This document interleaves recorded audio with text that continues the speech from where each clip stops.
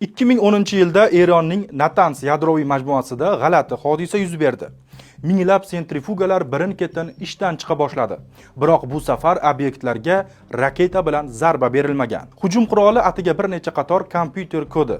Tarixda ilk marta kiberhujum dunyodagi strategik infratuzilmaga jiddiy zarar yetkazdi. Bu loyihani, ya'ni Stuxnet virusi orqali butun boshli yadro tizimini ishdan chiqarish uchun juda ko'p ishlashgan. Ya'ni hacker siz bu va internetingiz hacker o'rtaga tushadi va internetdan kelayotgan narsalarni sizga o'tkazadi.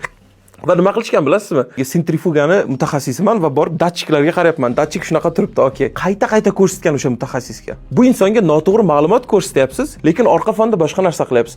Va hujumning ikkinchi fazasi sentrifugalarni tezligini sonlarda shunaqa ichidi.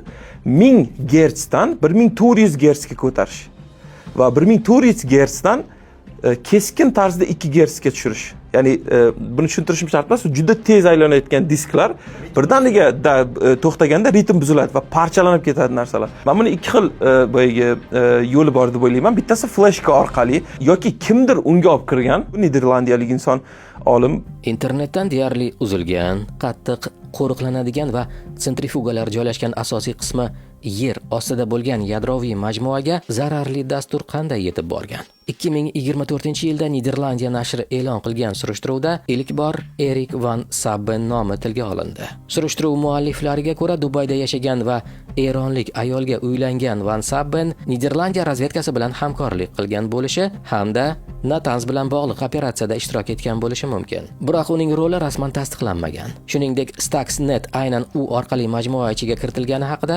ishonchli dalillar mavjud emas. Shu sababli mutaxassislar van Sabbenni virusni olib kirgan shaxs sifatida emas, balki operatsiyaning ehtimoliy ichki ishtirokchilaridan biri sifatida tilga olishadi.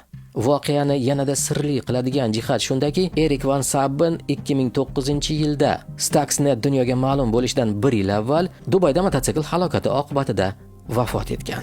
Rasmiy ma'lumotlarga ko'ra, bu oddiy yo'l transport hodisasi bo'lgan va hodisaning qasddan uyushtirilganini tasdiqlovchi dalillar topilmagan. Shunga qaramay, uning o'limi va Natanz operatsiyasi o'rtasidagi ehtimoliy bog'liqlik bugungi kungacha bahs munozaraga sabab bo'lib kelmoqda.